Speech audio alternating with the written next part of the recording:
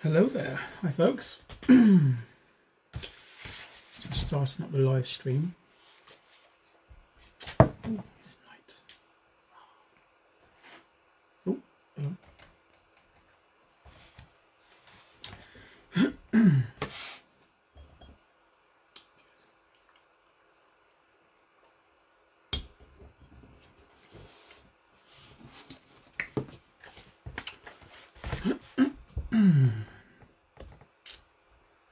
So, hey folks. Hi Rachel. How are you doing? Hi Hillary. Hi Zoe. I think I'm a little bit late. I'm a couple minutes late. Never mind. Just wait for a few more. Hi Jacob. So tonight we get to finish the book. Can't wait. Feels like such a long time. It's been good though. It's been very good.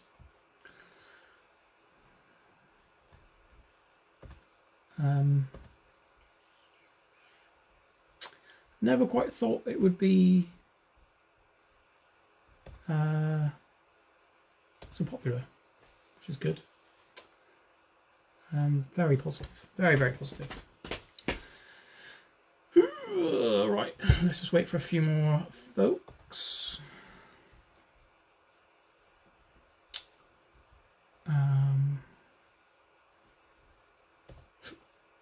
Excuse me.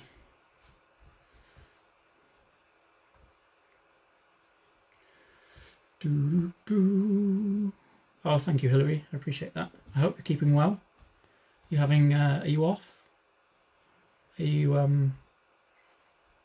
I saw the rota for work, but I haven't actually didn't really pay attention to it. I just looked at it and went, okay.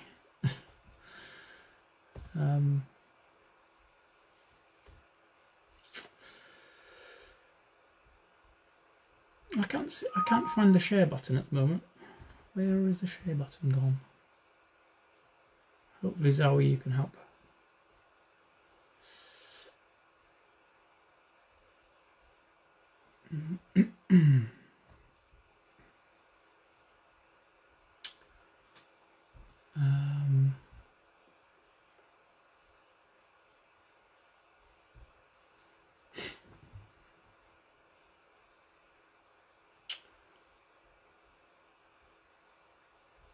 Patrick Stewart's. Oh, I didn't know he was doing any reading. Could you link that? Could you send me a link? That'd be quite nice. I love his voice. He's got such a soothing voice, hasn't he? Much better than mine. I feel like I'm really croaky. Hi, Crystal. And Shelby, maybe?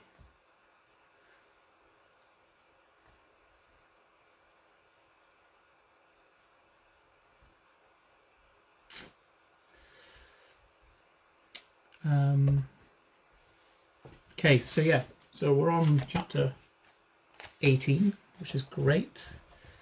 Hopefully we can finish it tonight. That'll be that done. So we can tick that one off. And obviously, if there's any children, you know, you could quiz on this if you wanted to. I'm not quite sure what the ZPD is. Let me just check. Go to AR Book Find. AR Book Find. Let's see what Warhorse is. Hopefully you've been using that at home with any books that you're sort of buying over this time out of school. So this is a 5.9. So it's quite a hard book. I'd say this was a sort of year 5, year 6 level book. So this is a 5.9. So if you're understanding it and you're getting to grips with it, that's great. I think it's easier to hear it being read to you than it is to read it in some cases. There's lots of books that I've got that I much prefer listening to them than me actually reading them. Cool. So Zoe, did you say you've shared the video? I can't seem to work out how to share the live clip. Can't post it to any of the groups that have been following along.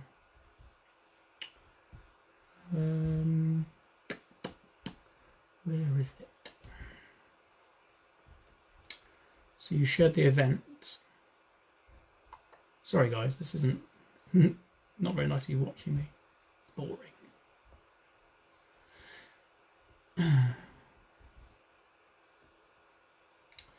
I can't even share it to my page.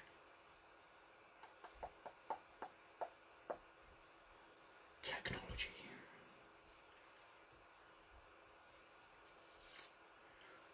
Edit, pin.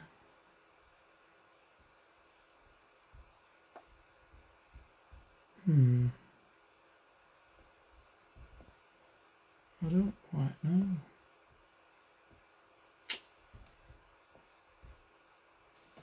Right, anyway, let's just get cracking because I can sort that out afterwards once I've done it. Which is fine. A local goggle box. I don't know if that's a compliment or not. I like the old guy. He was the funniest. I think he's dead now, actually. That's a cheery thought, isn't it? Right, anyway. Let's get started, because we'll run over too much. So, chapter 18.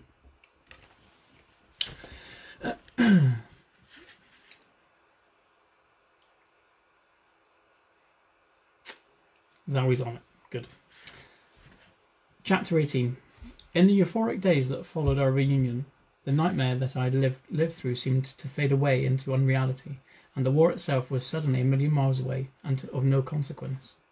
At last there were no guns to be heard, and the only vivid reminder that suffering and conflict was still going on were the arrivals of the veterinary wagons from the front. Major Martin cleaned my wound and stitched it up, and thought at first I could still put a little weight on it. I felt myself stronger with every day that passed. Albert was with me again, and that in itself was medicine enough. But properly fed once more, with warm mash each morning, and never-ending supply of sweet-scented hay, my recovery seemed only a matter of time. Albert, like many other veterinary orderlies, had many other horses to care for, but he would spend every spare minute he could find fussing over me in the stable. Hi, Rebecca. To the other soldiers, I was something of a celebrity, so I was scarcely ever left alone in my stable. There was always seemed to be one or two faces looking admiringly over my door. Even old Thunder, as they called the sergeant, would inspect me overzealously. And when the others were not about, he would fondle my ears and tickle me under my throat, saying, "Quite a boy, aren't you? Thundering fine horse if I ever saw one. You get better now, do you hear?" But time passed, and I did not get better. One morning, I found myself quite unable to finish my mash, and every sharp sound, like a kick of a bucket or a rattle of the bolt on the stable door, seemed to set me on edge, and made me suddenly tense from head to tail. My forelegs in particular would not work, as they should. They were stiff and tired, and I felt a great wave of pain all along my spine, creeping into my neck and even my face. Albert noticed something was wrong when he saw the mash I had left in my bucket. "What's the matter with you, Joey?" he said anxiously, and he reached out his hand to try and stroke me in every way he often did when he was concerned. Even the slight of his hand coming towards me, normally a welcome sign of affection, struck an alarm in me, and I backed away from him into a corner of the stable. As I did so, I found that the stiffness in my front legs would hardly allow me to move. I stumbled backwards, falling against the brick wall at the back of the stable and leaning there heavily. "I thought something was wrong yesterday," said Albert, standing still now in the middle of the stable. "Thought you were a bit off colour then. Your back's as stiff as a board and you're covered in sweat. What the devil have you been up to, you old silly?" He moved slowly now towards me, and although his touch still sent an irrational tremor of fear through me, I stood my ground and allowed him to stroke me. "Perhaps it was something you picked up on your travels. Perhaps you ate something poisonous, is that it? But then, that would have shown itself by now, surely. You'll be fine, Joey, but I'll go and fetch the maid if you could see us together. He never believed I'd find you either." I'm back. He never believed I'd find you either. Said I was a fool to go. said it was a fool's errand, and that I'd likely get myself killed in the process. But he was a different man, Joey, after you left. He knew he'd done wrong, and that seemed to take all the nastiness out of him. He seemed to live only to make up for what he had done. He stopped his Tuesday drinking sessions, looked after mother as he used to when I was little, and even began to treat me right. Didn't treat me like a workhorse anymore. I knew from the soft tone of his voice that he was trying to calm me, as he had done all those long years ago when I was a wild and frightened colt. Then his words had soothed me, but now I could not stop myself from trembling. Every nerve in my body seemed to be taut, and I was breathing heavily. Every fibre of me was consumed by a totally inexplicable sense of fear and dread. "I'll be back in a minute, Joey," he said. "Don't you worry. You'll be all right. Major Martin will fix you.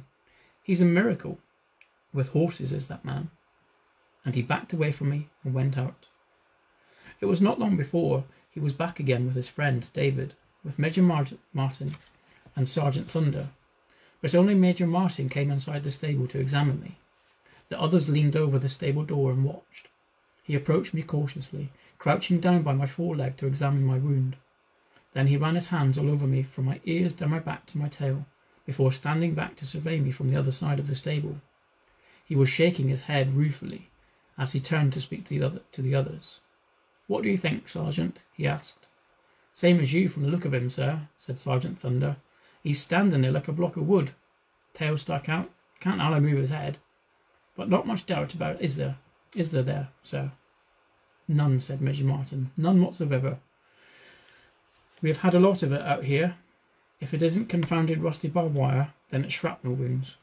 One little fragment left inside, one cut, that's all it takes. I've seen it time and time again." "I'm sorry, my lad," the Major said, putting his hand on Albert's shoulder to console him. "I know how much this horse means to you, but there's precious little we can do for him, not in this condition." "What do you mean, sir?" Albert asked, a tremor in his voice. "How do you mean, sir? What's the matter with him, sir? Can't be a lot wrong, can there? He was right as rain yesterday, except he wasn't finishing his feed. Little stiff, perhaps, but otherwise right as rain he was." "It's tetanus, son," said Sergeant Thunder. "Lockjaw, they calls it. It's written all over him. That wound of his must have festered afore we got him here. And once an horse has tetanus, there's very little chance, very little indeed. Best to end it quickly," Major Martin said. "No point in an animal suffering. Better for him, and better for you." "No, sir," Albert protested, still incredulous. "No, you can't, sir, not with Joey. We must try something. There must be something you can do. You can't just give up, sir. You can't. Not with Joey." David spoke up now in support. "Begging your pardon, sir," he said, "but I remember as you telling us when we first came here that a horse's life is perhaps even more important than a man's, because a horse hasn't got no evil in him, except any that's put there by men. I remembers you saying that, and our job in the veterinary corps was to work day and night, 26 hours a day if need be, to save and help every horse that we could. That every horse was valuable in himself, and valuable to the war effort. No horse, no guns. No horse, no ammunition. No horse, no cavalry. No horse, no ambulances. No horse, no water for the troops at the front line. Lifeline of the whole army, you said, sir. But we must never give up, you said, because where there's life, there's still hope. That's all you said, sir. Begging your pardon, sir." "You watch your lips, son," said Sergeant Thunder sharply. "That's no way to speak to an officer. If Major here thought there was a chance in a million of saving this poor animal, he'd have a crack at it. Wouldn't you, sir? Isn't that right, sir?" Major Martin looked hard at Sergeant Thunder, taking his meaning and then nodding slowly. "All right, Sergeant, you've made your point. Of course there's a chance," he said carefully, "but if once we start with a case of tetanus, then it's a full-time job for one man, a month or more. And even then the horse has hardly more than one chance in 1,000, if that." "Please, sir," Albert pleaded. "Please, sir, I'll do it all, sir. I'll fit in my other horses too, sir. Honest, I will, sir." "And I'll help 'em, sir," David said. "All the lads will. I know they will. You see, sir, that Joey's a bit special for everyone here. That's what this being Bertie's own horse back home. What with being Bertie's own horse back home and all." "That's the spirit, son," said Sergeant Thunder. "And it's true, sir. There is something a bit special about this one, you know, after all he's been through. With your permission, sir, I think we ought to give him a chance. You have my personal guarantee, sir, that no other horse will be neglected. Stables will be run ship-shape and Bristol fashion like always. Major Martin put his hands on the stable door. Right, Sergeant, he said. You're on.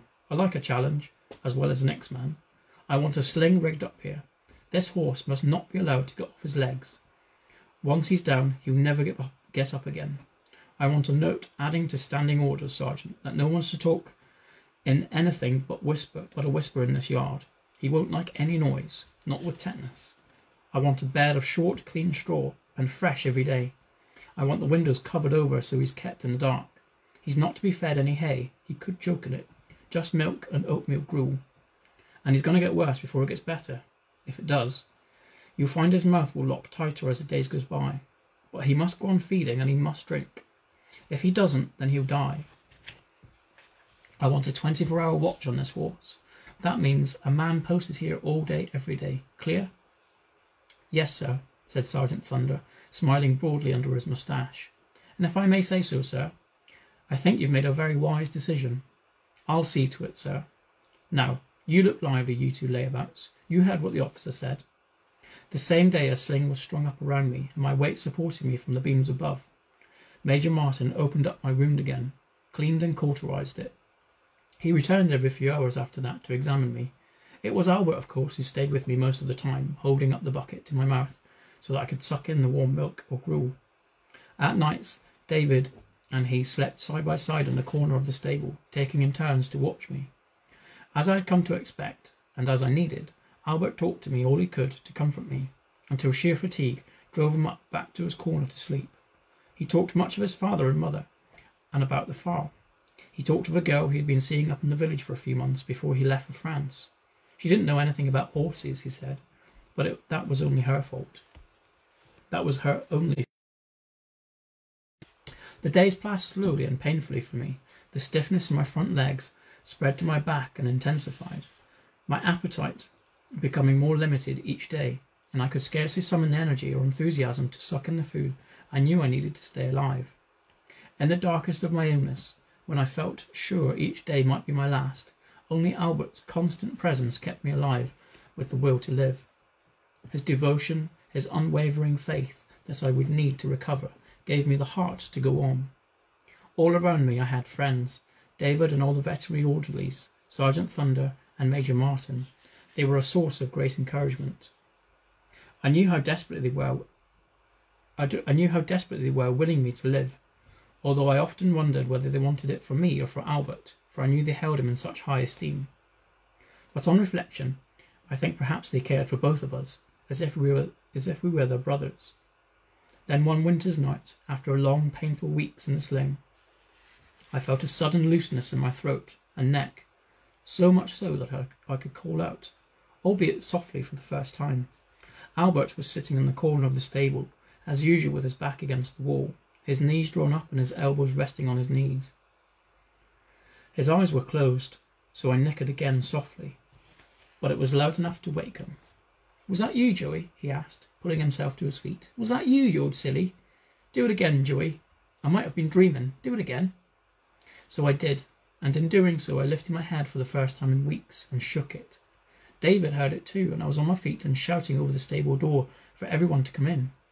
Within minutes the stable was full of excited soldiers. Sergeant Thunder pushed his way through and stood before me. "Standing orders says whisper," he said. And that was no thundering whisper I heard. "What's up? What's all the hullabaloo?" "He moved, Sarge," Albert said. "His head moved easily, and he neighed." "Course he did, son," said Sergeant Thunder. "Course he did. He's going to make it. Like I said he would. I always told you he would, wouldn't I? And have any of you layabouts ever known me to be wrong? Well, have you?" "Never, Sergeant," said Albert, grinning from ear to ear. "He's getting better, isn't he, Sarge? I'm not just imagining it, am I?" "No, son," said Sergeant Thunder. "Your Joey is going to be all right by the looks of him, long as we keeps him quiet, and so long as we don't rush him. I hope that if I'm ever poorly, I have nurses around me that looks after me like you lot have. One thing, though, looking at you, I'd like them to be a whole lot prettier." Shortly after I found my legs again, and then the stiffness left my back forever. They took me out of the sling and walked me one spring morning out into the sunshine of the cobbled yard. It was a triumph parade, with Albert leading me carefully, walking backwards and talking to me all the while. "You've done it, Joey, you've done it. Everyone says the war's going to be over quite soon. I know we've been saying that for a long time, but I feel it in my bones this time. It'll be finished before long, and then we'll both be going back home, back to the farm. I can't wait to see the look on Father's face when I bring you back up the lane. I just can't wait."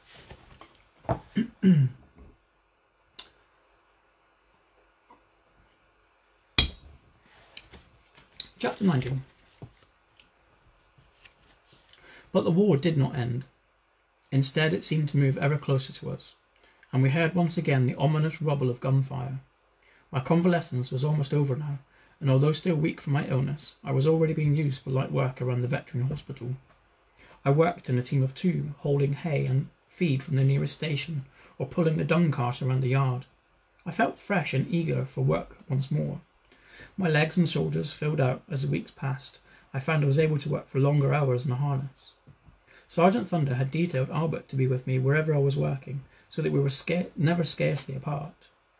But from time to time, though Albert, like all veteran orderlies, would be dispatched to the front with the veterinary wagon to bring back the latest horse casualties, and then I would pine and fret, my head over the stable door until the echoing rumble of the wheels on the cobbles, and saw his cheery wave as he came under the archway into the yard.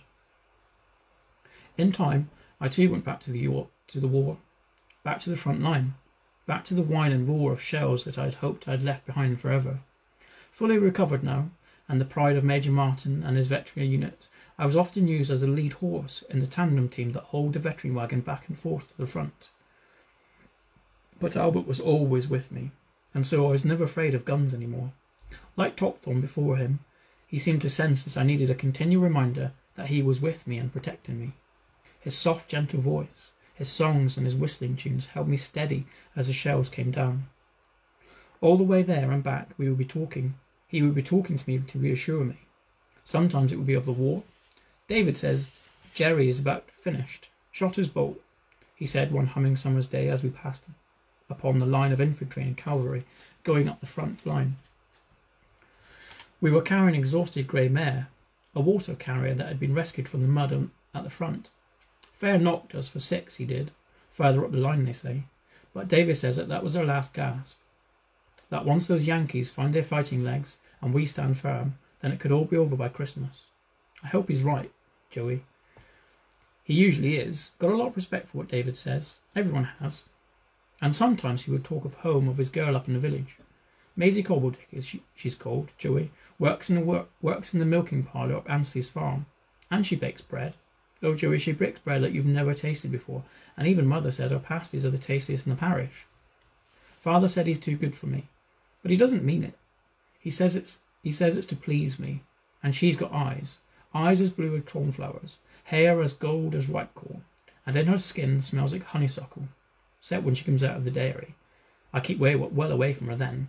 I've told her all about you, Joey, and she was the only one, mind, that said I was right to come over here and find you. She didn't want me to go. Don't think that. Cried her heart out at the station when I left, so she must love me a little, mustn't she? Come on, you silly you. Say something. That's the only thing I've got against you, Joey. You're the best listener I've ever known. You just blink your eyes and waggle those ears of yours from east to west and south to north. I wish you could talk, Joey. I really do. Then one evening there was a terrible news from the front. News that Albert's friend David had been killed, along with the 2 horses that were hauling the veteran wagon that day. A stray shell, Albert told me as he brought the straw from a stable. From a stable. That's what they said it was. One stray shell out of nowhere, and he's gone. I shall miss him, Joey. We both shall miss him. We shall both miss him, won't we? And he sat down on the straw in the corner of the stable. You know what he was, Joey, before the war? He had a fruit cart in London, outside Covent Garden. Thought the world of you, Joey. Told me so often. And he looked after me, Joey, like a brother he was to me. 20 years old. He'd his old life ahead of him. All wasted now because of one stray shell. He always told me, Joey, he'd say, at least if I goes, there'll be no one here that'll miss me. Only me, only my cart. And I can't take that with me. More's the pity. He was proud of his cart. Showed me a photo of himself once stood by it. All painted it was, and piled high with fruit, and him standing there with a smile like a banana spread across his face. He looked up at me and brushed the tears from his cheeks. He spoke now through gritted teeth. "There's just you and me left now, Joey. I tell you we're going to get home, both of us. I'm going to ring that tenor bell again in the church. I'm going to eat my Maisie's bread and pasties, and I'm going to ride you down the river again." David always said he was somehow sure that I'd get home, and he was right. I'm going to make him right. When the end of the war did come, it came swiftly, almost unexpectedly. It seemed to the men around me there was of little joy, little celebration of victory, only a sense of profound relief that at last it was finished and done with. Albert left the happy cluster of men gathered together in the yard that cold November morning and strolled over to talk to me. 5 minutes' time and it will be finished, Dewey. All over. Jerry's had enough about it. And so have we. No one really wants to go on any more. At 11 o'clock the guns will stop, and then that will be that. Only wish that David could have been here to see it. Since David's death, Albert had not been himself. I had not once seen him smile or joke, and he often fell into prolonged brooding silences when he was with me. There was no more singing, no more whistling. I tried all that I could to comfort him, resting my head on his shoulder and nickering gently to him, but he seemed quite inconsolable. Even the news that the war was finally ending brought no light back to his eyes. The bell in the clock tower over the gateway rang out 11 times, and the men shook each other solemnly by hand or clapped each other on the back before returning to the stables. The fruits of victory were to prove bitter indeed for me. But to begin with, the end of the war changed a little. The veterinary hospital operated as it always had done, and the flow of sick and injured horses seemed rather to increase than to diminish. From the yard gate we saw the unending columns of men marching jauntily back to the railway stations, and we looked on as the tanks and guns and wagons rolled on by their way home. But we were left where we were. Like the other men, Albert was becoming impatient. Like them, he only wanted to go back home as quickly as possible. Morning parade took place as usual every morning in the centre of the cobbled yard, followed by Major Martin's inspection of the horses in the stables. But one dreary, drizzling morning, in the wet cobbles shining in the grey early morning light, Major Martin did not inspect the stables as usual. Sergeant Thunder stood the men at ease, and Major Martin announced that the re-embarkation plans for the unit. He was finishing with his short speech. "So we shall be at Victoria Station by 6 o'clock on Saturday evening with any luck. Chances are you'll all be home by Christmas." "Permission to speak, sir?" Sergeant Thunder ventured. "Carry on, Sergeant." "It's about the horses, sir," Sergeant Thunder said. "I think the men would like to know what's going to happen with the horses. Will they be with us on the same ship, sir, or will they be coming along later?" Major Martin shifted his feet and looked down at his boots. He spoke softly, as he did not want to be heard. "No, Sergeant," he said. "I'm afraid the horses won't be coming with us at all." There was an audible muttering of protest from the parading soldiers. "You mean, sir," said the sergeant, "you mean that they'll be coming on a later ship?" "No, Sergeant," said the Major, slapping his side with a swagger stick. "I don't mean that. I mean exactly what I said. I mean that they will not be coming with us at all. The horses will be staying in France." "Yes, sir," said the sergeant. "But how can they, sir? Who will be looking after them? We've got cases here that need attention all day and every day." The Major nodded, his eyes still looking at the ground. "You'll not like what I have to tell you," he said. "I'm afraid the decision has been taken to sell off many of the armor's horses here in France. All of the horses we have here are either sick or have been sick. It's not considered worthwhile to transport them back home. My orders are to hold a horse sale here in this courtyard tomorrow morning. A notice has been posted in the neighbouring towns to that effect. They are to be sold by auction." "Auctioned off, sir? Our horses to be put under the hammer after all they've been through?" The sergeant spoke politely, but only just. "But you know what that means, sir? You know what will happen?" "Yes, Sergeant," said Major Martin. "I know what will happen to them, but there's nothing anyone can do. We're in the army, Sergeant, and I don't have to remind you that orders are orders." "But you know what they'll go for," said Sergeant Thunder, barely disguising his disgust in his voice. "There's thousands of our horses out here in France. War veterans they are, Do you mean to say that after all they've been through, after all we've done looking after them, after all you've done, sir, that they'll end up like that? I can't believe they mean it, sir." "Well, I'm afraid they do," said the Major swiftly. "Some of them made up as you suggest. I can't deny it, Sergeant. You've every right to be indignant, every right. I'm not too happy about it myself, as you can imagine. But by tomorrow most of these horses will have been sold off, and we shall be moving out ourselves the day after. And you know, Sergeant, and I know that that's not a blind thing I can do about it." Albert's voice rang out across the yard. "What, all of them, sir? Every one of them? Even Joey that we brought back from the dead? Even him?" Major Martin said nothing, but turned on his heel and walked away.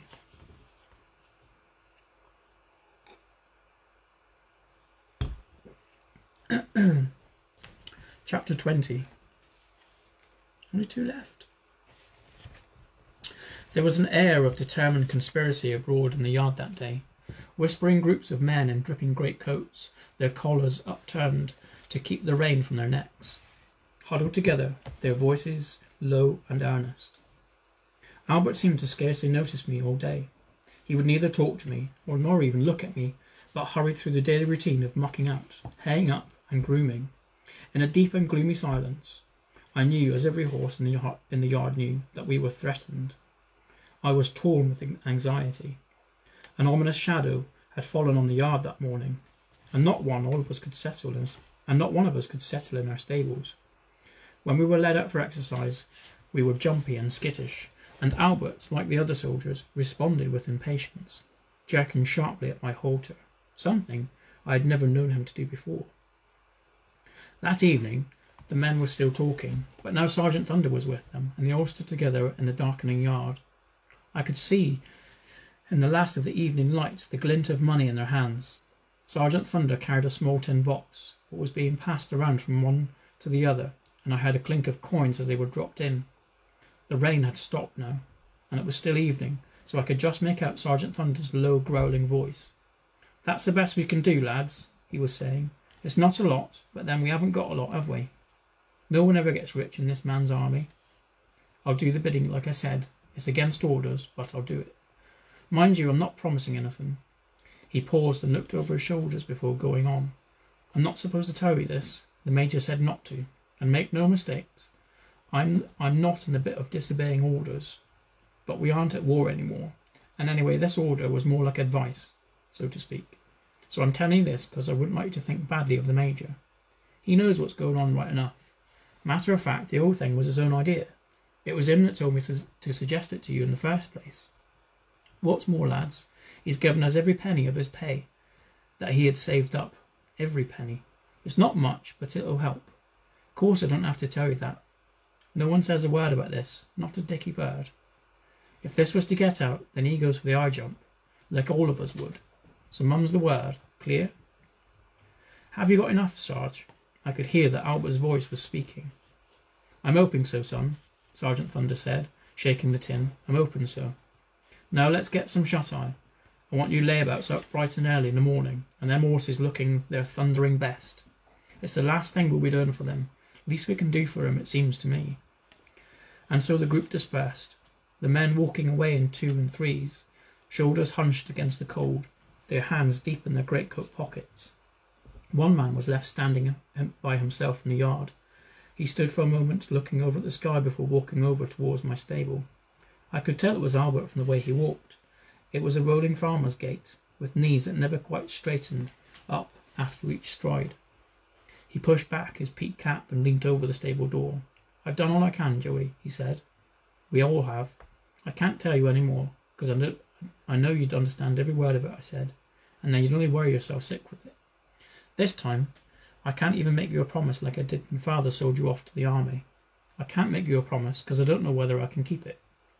I asked old Thunder to help, and he helped. I asked the Major to help, and he helped. And now I've just asked God, because when all's said and done, it's up to him. We've done all we can, that's for sure.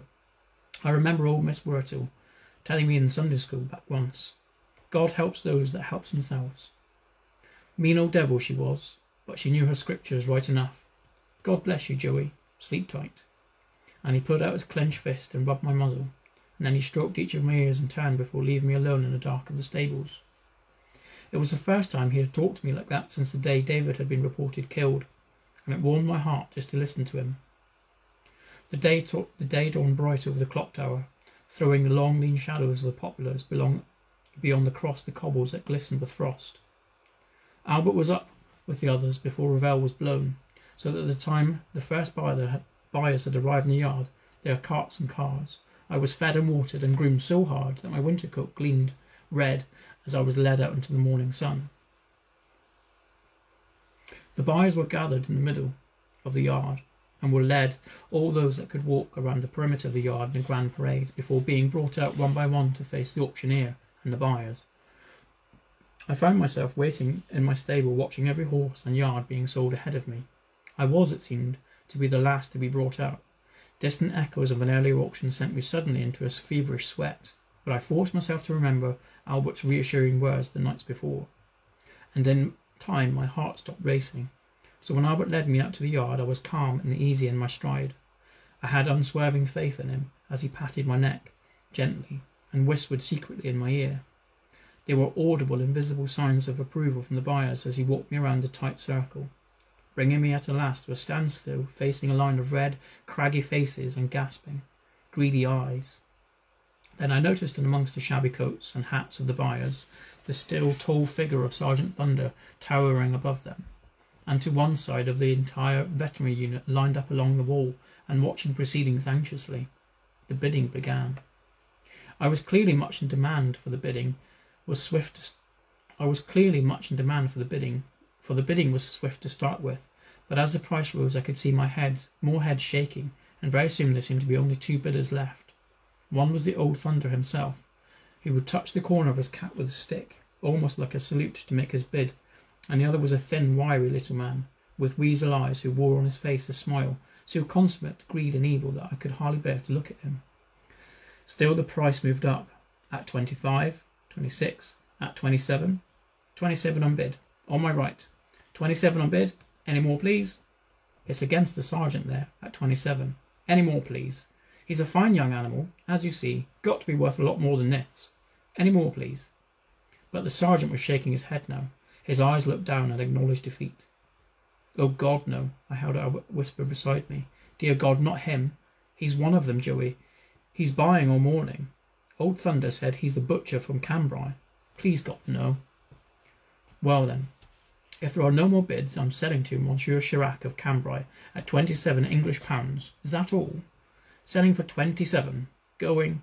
28, came a voice from amongst the buyers, and I saw a little white-haired old man leaning heavily on the stick shuffle slowly forward through the buyers until he stood in front of them. I'm bidding 28 of your English pounds, said the old man, speaking in a hesitant English, and I'll bid for so long and so high as I need to. I advise you, sir, he said, turning to the butcher from Cambrai. I advise you not to try to bid me out. For this horse I will pay 100 English pounds if I must do. No one will have that horse except me. This is my Emily's horse. It's been hers by right. It is hers by right. Before she spoke her name, I had not been quite sure that my eyes and ears were not deceiving me, for the old man had aged many years since I had last set eyes on him, and his voice was thinner and weaker than I remembered. But now I was sure. This was indeed Emily's grandfather standing before me, his mouth set with grim determination, his eyes glaring around him, challenging anyone to outbid him. No one said a word.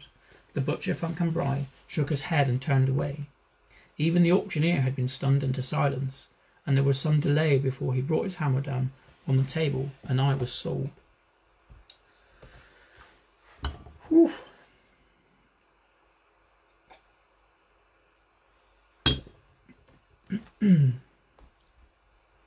Nearly done. One chapter left. How cool is that? Just one chapter. Chapter 21. There was a look of resigned dejection on Sergeant Thunder's face as he and Major Martin spoke together with Amelie's grandfather after the sale. The yard was empty now, of horses, and buyers were all driving away. Albert and his friends stood around me, commiserating with each other, all of them trying to comfort Albert. No need to worry, Albert, one of them was saying. After all, could have been worse. couldn't it? I mean, a lot more than half of our horses have gone to the butcher's, and that's for definite. At least we know Joey's safe enough with that old farmer man." "How do you know that?" asked Albert. "How do you know he's a farmer?" "I heard him telling old Thunder, didn't I? Heard him saying that he's got a farm down the valley. Told old Thunder that Joey would never have to work again so long as he lived. Kept rabbiting on about a girl called Emily or something. Couldn't understand half of what he was saying." "Don't know what to make of him," said Albert. Sounds mad as a hatter the way he goes on. Emily's horse by right, whoever she may be. Isn't that what the old man said? What the devil did he mean by that? If Joey belongs to anyone by right, then he belongs to the army. And if he doesn't belong to the army, he belongs to me. "Better ask him yourself, Albert," said someone else. "Here's your chance. He's coming over this way, the Major and old Thunder." Albert stood with his arm under my chin, his hand reaching up to scratch me behind my ear, just where he knew I liked it best. As the Major came close, though, he took his hand away, came to attention, and saluted smartly. "Begging your pardon, sir," he said. "I'd like to thank you for what you did, sir. I know what you did, sir, and I'm grateful. Not your fault we didn't quite make it, but thanks all the same, sir." "I don't know what he's talking about, Major Martin. Do you, Sergeant?" "Can't imagine," said Sergeant Thunder. "They get like that, you know, sir, these farming lads. It's 'cause they're brung up on cider instead of milk. It's true, sir. Goes to their heads. Must do, mustn't it?" "Begging your pardon, sir," Albert went on, puzzled by their levity. "I'd like to ask the Frenchman, sir, since he's gone and brought my Joey. I'd like to ask him about what he said, about his Emily, or whatever she was called." "It's a long story," said Major Martin, and he turned to the old man. "Perhaps you would like to tell him yourself, monsieur." "This is the young man we were speaking of, the one who grew up on the horse and came all the way to France just to look for him." Emily's grandfather stood looking sternly up at my Albert from under his bushy white eyebrows, and then his face cracked suddenly and he held out a hand and smiled. Although surprised, Albert reached and shook his hand. "So, young man, we have much in common, you and I. I am French, and you are a Tommy. True, I am old and you are young, but we share a love for this horse, do we not? And I am told by the officer here at home in England you are a farmer, like I am. It is the best thing to be, and I say that with wisdom of years behind me. What do you keep on your farm?" "Sheep, sir, mostly.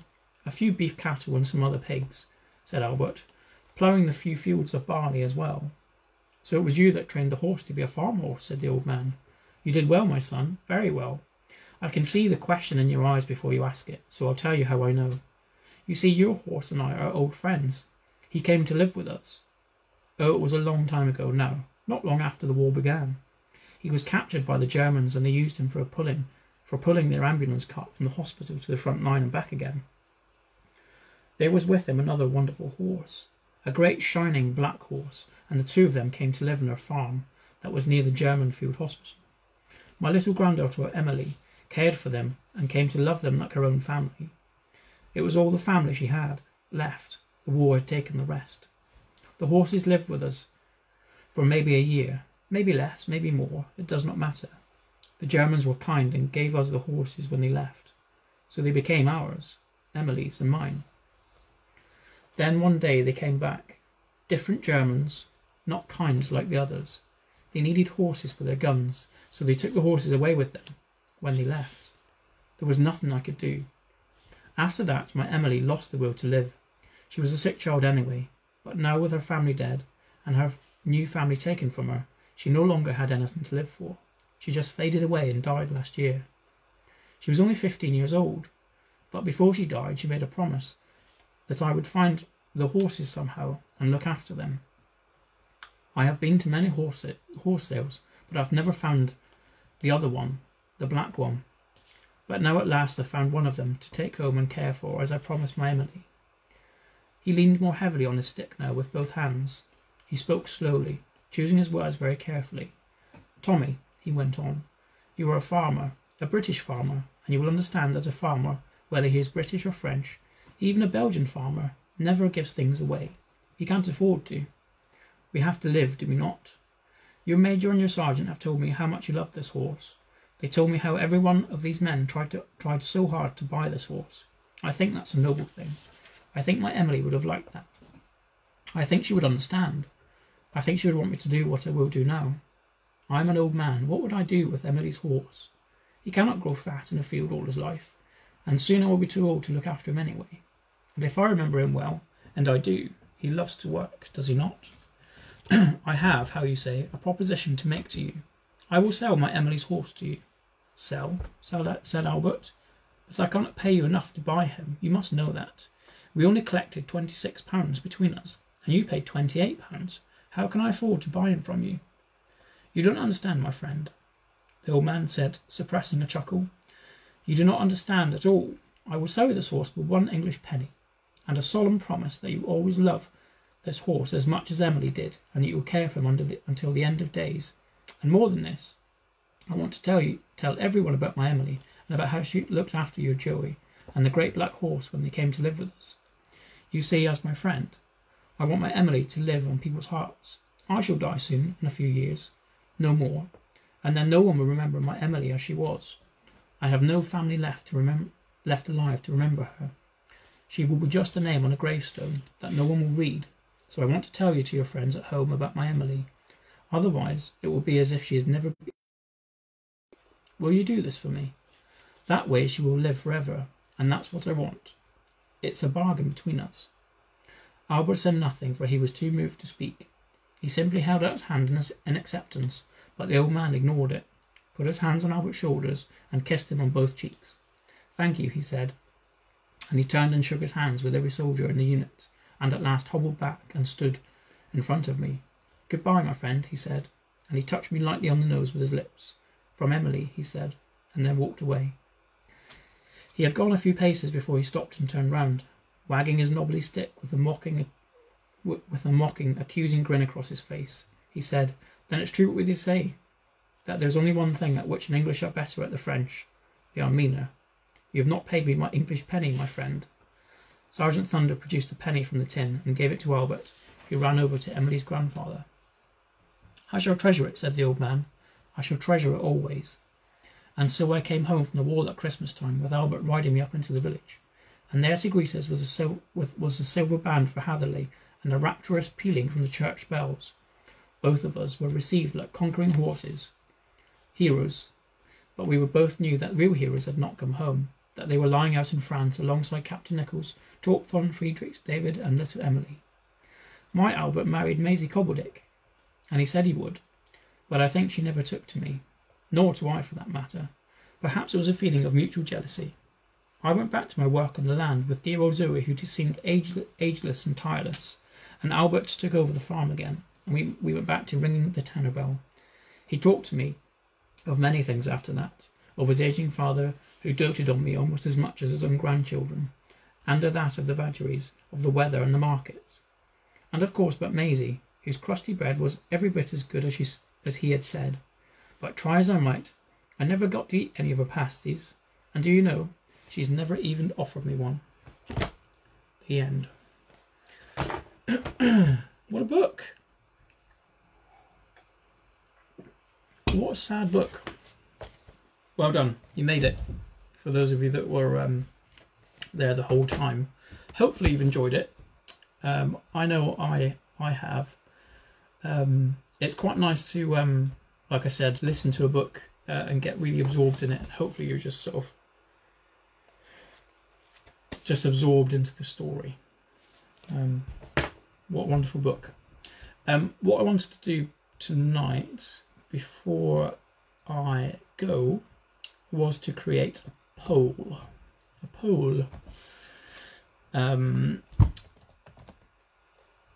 With regards to the next book. So I'm creating a poll at the moment. I'm going to say what Roald Dahl book I want to read. A Roald Dahl book should I read next? I haven't quite decided if I'm going to do it next week, but I'm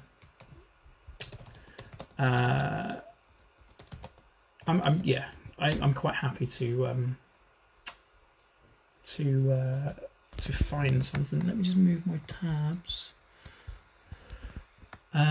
So we could, just thinking about the list. You're welcome, Louise. I'm glad you enjoyed it.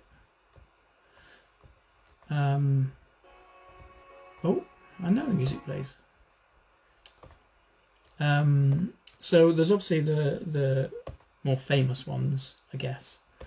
So let's put in a few options that you can vote on. So Matilda. I love Matilda. The film's brilliant as well. Charlie and Chocolate Factory.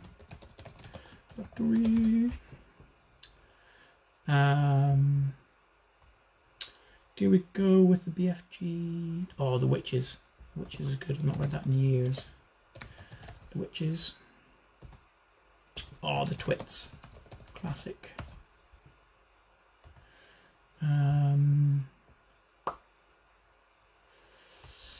I'll put James and Giant Peach.